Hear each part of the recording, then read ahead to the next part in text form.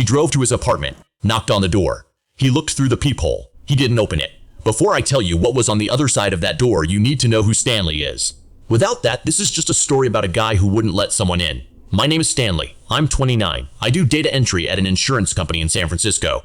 I fix claim forms, organize reports, sit in front of a screen most of the day. No corner office. It's no title that sounds like anything at a party. I take the 8:15 train, do my job, come home.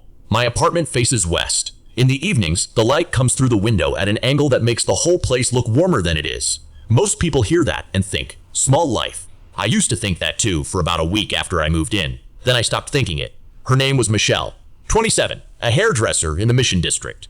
She ran on noise the way a city street runs on traffic steadily and without an off switch. Her coworkers closed bars on weeknights.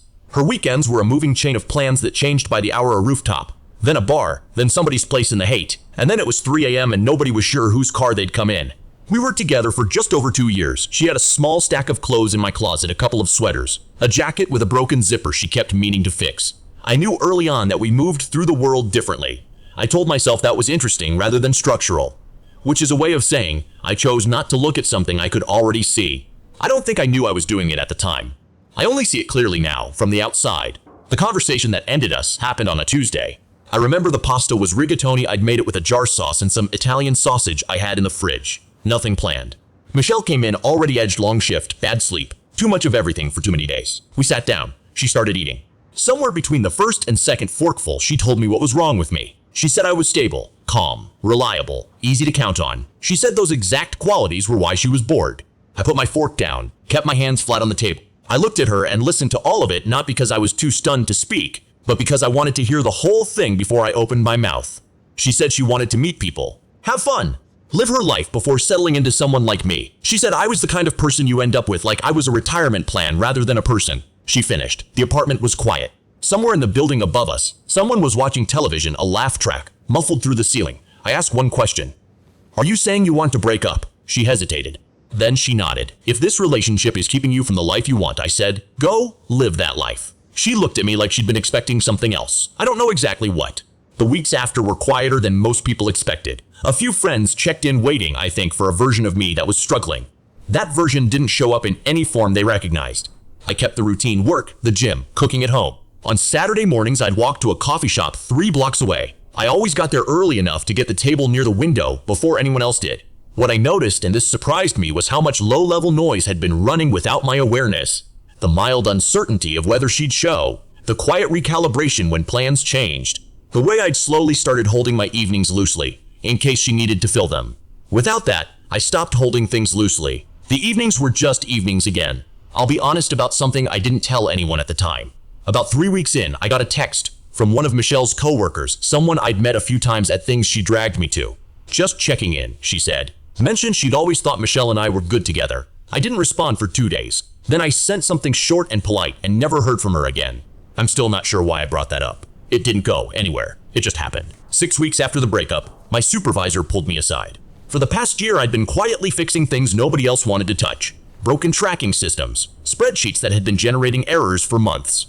A reporting structure that was slowing down 3 departments because one person, years ago, had built it wrong and nobody had bothered to correct it. I hadn't done it to be noticed.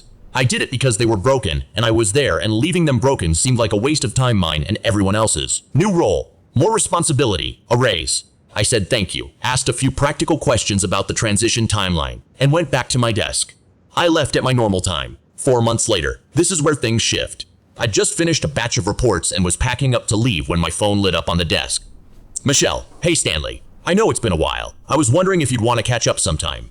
I sat there for a moment, not conflicted, just figuring out what I actually wanted to say before I said it.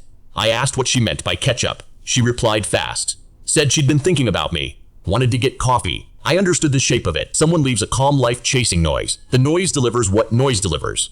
They look back and the calm life is still there, unchanged, and from the outside, it looks completely different than it did from the inside. I told her I didn't think meeting up was a good idea. She asked why.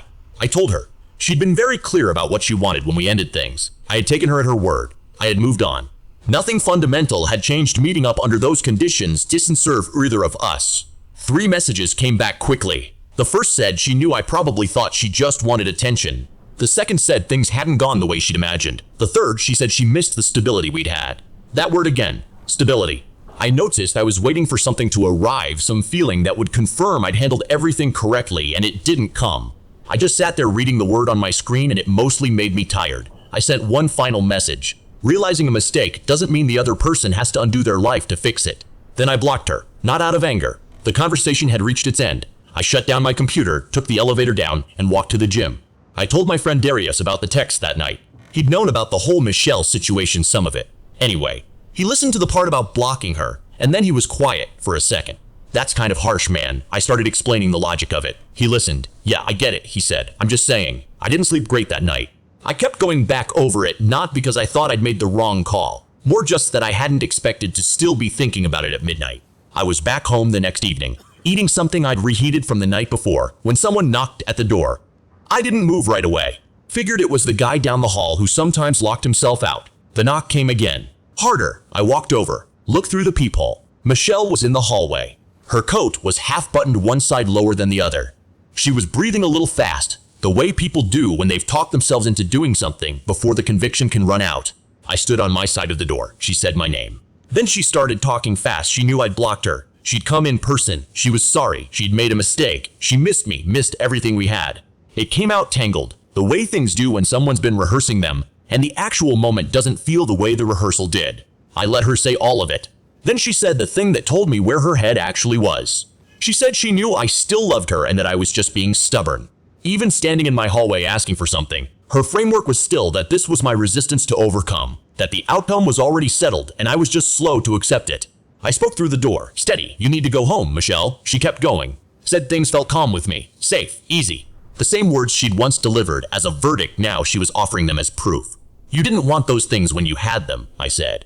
You want them now because the alternative didn't work out. That's not a reason to restart something. She asked if we could at least talk face to face for a few minutes. No. A long pause. I thought you were the kind of person who forgives people. I do forgive you, I said. I forgave you a long time ago. I heard the elevator open, then close. I walked back to the couch and stood in the middle of the room for a while. I do forgive people. I had early on in those first weeks, moving through my days without carrying it. It had already happened before I consciously named it. But she wasn't asking for forgiveness. She was asking to come back in. The door staying closed had nothing to do with punishment. I had looked honestly at the situation, what she'd said when she left, what had brought her back, what saying yes would actually mean. And the answer was clear. Not easy. Clear. I sat back down and finished eating. I still think about that Tuesday sometimes. The rigatoni getting cold on the table. The laugh track through the ceiling. The way she looked at me after I said, go live that life, like she'd expected me to argue. I don't know if I handled all of it perfectly. Darius might be right that some of it was harsh. I've thought about that more than once, and I still don't have a clean answer. But I know this. I was a person who'd been told the life he built wasn't good enough, and I kept building it anyway. Some mornings I still get to the coffee shop early enough to get the table by the window.